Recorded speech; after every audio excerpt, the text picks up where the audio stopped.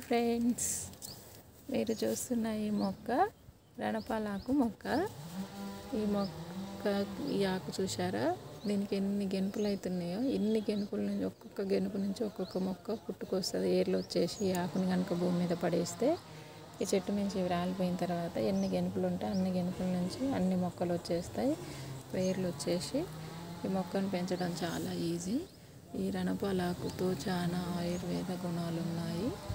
ఈ రణపాలాకు చెవిలో చీము కారే వాళ్ళు పసరుగా చేసేసి వడగట్టి చెవిలో పోసుకుంటే చెవిలో చీము అనేది పోతుంది. ఈ రణపాలాకుని మన కాళ్ళకు దెబ్బలు తగిలిన దగ్గర పుండ్లుగా పడ్డప్పుడు అవి మానకుండా ఉంటే దీన్ని పేస్ట్ లాగా చేసేసి పసుపు కలిపి ఆ దెబ్బల మీద ఆ పుండ్ల మీద పెట్టేస్తే తొందరగా మానిపోతాయి. ఈ రణపాలాకుని మనం కిడ్నీ స్టోన్స్ ఉన్నవాళ్ళు కిడ్నీ స్టోన్స్ పెరగకుండా ఉండడానికి ఉపయోగించవచ్చు.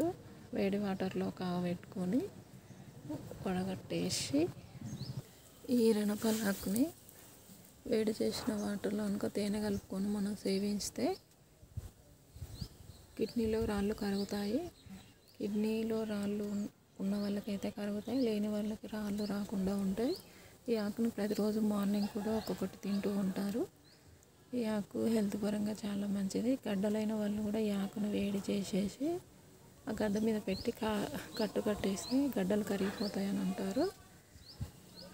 ఈ రణపాలాకు ప్రతి ఒక్కరు ఇంట్లో పెంచుకోవచ్చు. ఇప్పుడు ఈ రణపాలాకు ఆన్లైన్లో కూడా దొరుకుతూ ఉన్నాయి, అందరికీ అందుబాటులో ఉన్నాయి.